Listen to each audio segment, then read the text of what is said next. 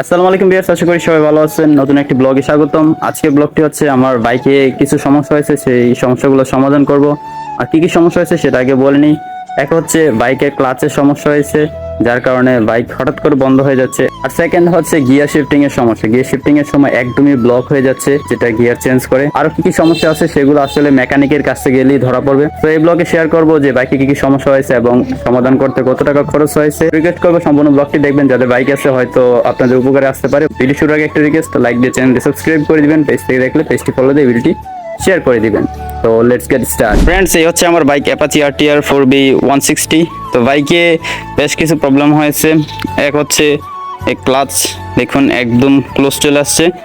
তো জাস্ট এইটুকু চাপ দিলে তখন ক্লাচটা ঠিকমতো কাজ করে না, বাইক হঠাৎ করে বন্ধ হয়ে যায় এবং আরো কিছু সমস্যা হয়। আরেকটা হচ্ছে গিয়ার শিফটিং এর প্রবলেম। এই যে এটা ডাউন করলে উপরে উঠাতে অনেক কষ্ট হয়, বা উপরে উঠালে ডাউন করতে অনেক কষ্ট হয়। এই হচ্ছে প্রবলেম। আমার 4B বাইক নিয়ে অনেক বাজে এক্সপিরিয়েন্স আছে। তো আমার কাছে এগুলো আসলে হঠাৎ করে এরকম হওয়াটার কোনো মানে খুঁজে পেলাম না, কারণ আমি বাইক সবসময় নিজে ইউজ করি। আর বাইক কিন্তু মোটামুটি নতুন ফ্রেশ, আপনারা দেখতে পাচ্ছেন মাত্র 12,000 কিলোমিটার চালাইছে এখন পর্যন্ত। তো এখন এটা গ্যারেজে নিয়ে যাব, দেখি মেকানিক কি বলে। ফ্রেন্ডস, চলে আসলাম সিএনজি স্টেশনে, কারণ বাইকের ট্যাঙ্ক একদমই, ফুয়েল ট্যাঙ্ক দেখতে পাচ্ছেন একদমই খালি। আমাকে একটু আগে ওয়ার্নিং দিচ্ছিল অকটেন নেওয়ার জন্য। তো দেখতে পাচ্ছেন এখানে একদিক দেখাচ্ছে, কিন্তু যখন গাড়ি রানিং করি তখন এখানে অয়েলটা জিরো হয়ে যায়। ট্যাঙ্কিতে এখন কিছু অকটেন লোড করে নিব, যেহেতু গ্যারেজের সাথে সিএনজি স্টেশনটা। আর গ্যারেজে যেতে মাত্র 1 মিনিট বা 30 সেকেন্ড সময় লাগতে পারে। 300 টাকার।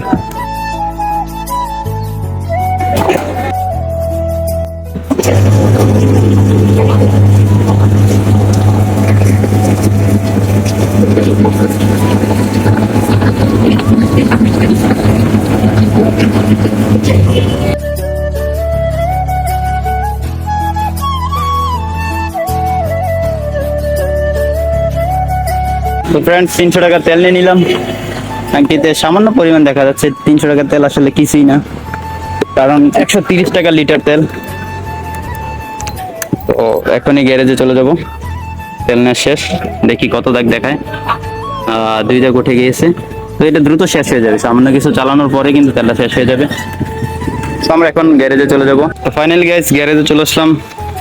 এখন মেকানিক এসে বাইক দেখবে এবং রিপেয়ার করার চেষ্টা করবে, দেখি কি কি সমস্যা ধরা পড়ে এবং কত খরচ লাগে। তো মেকানিক দেখতে পাচ্ছি উনি ঝাড়ু দিচ্ছে, তারপরে বাইক দেখবে। ঝাড়ু দেওয়া শেষ হলে মাত্র 9টা 13 বাজে, দেখতে পাচ্ছেন মিটারে দেখা যাচ্ছে। তো সকাল সকাল চলে আসলাম, কারণ বাইকের সমস্যা হলে যার বাইক তার আসলে মাথা ঠিক থাকে না, এই আর কি।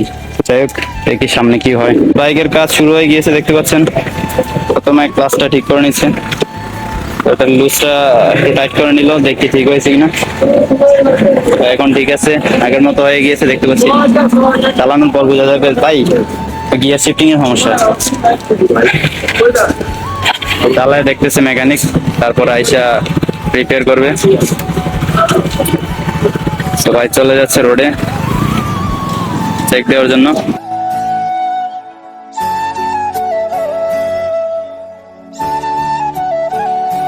কি অবস্থা দাদা, দেখছেন? বুঝতে পারছেন? ঠিক হয়ে গেছে?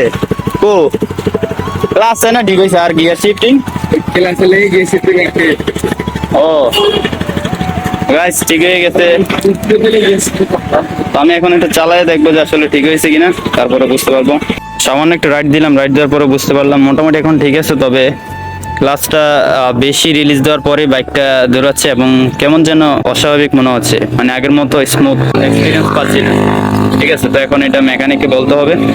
আমি এখন রাস্তার মাঝখানে আছি, তো দেখি মেকানিক কি বলে, তারপর বাকিটা ফিক্স করতে পারি কিনা। তো উনি বললো যে ক্লাসের সমস্যার কারণে নাকি গিয়ার ফিটিং এর সমস্যা হয়েছে, যার কারণে গিয়ার আটকে যেত, আপ ডাউন করা যেত না।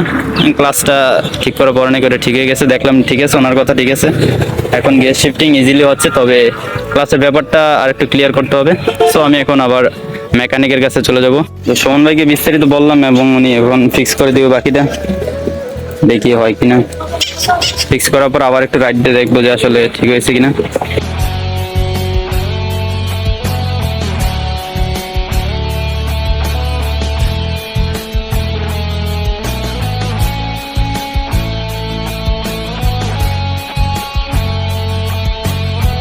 Okay, এখন আর একটু রাইড দিয়ে দেখি ঠিক হয় কিনা, তারপর আপনাদেরকে জানাচ্ছি। ফ্রেন্ডস, বাইক একটু রাইড দেওয়ার পর বুঝতে পারলাম আগের মতো একদম ক্লিয়ার হয়েছে, ক্লাচের সমস্যা চলে গিয়েছে এবং গিয়ার শিফটিং এর সমস্যা চলে গিয়েছে। তো মূলত এটা ক্লাচের কারণে সমস্যাটা ছিল, গিয়ার শিফটিং এর, এবং ক্লাচটা একটু টাইট দেওয়ার পরে এই সবকিছু আগের মতোই ক্লিয়ার হয়ে গিয়েছে। এখন রাইড করার জন্য একদমই পারফেক্ট বাইকটা। তো ব্লগটা এইটুকুই ছিল। তো আশা করি সবার কাছে ব্লগটা ভালো লেগেছে। যদি ভালো লাগে অবশ্যই লাইক সাবস্ক্রাইব করে দিবেন, আর পরবর্তী ব্লগ দেখার জন্য সবাই অপেক্ষায় থাকবেন। তো দেখা হচ্ছে পরবর্তী ব্লগে নতুন কিছু নিয়ে।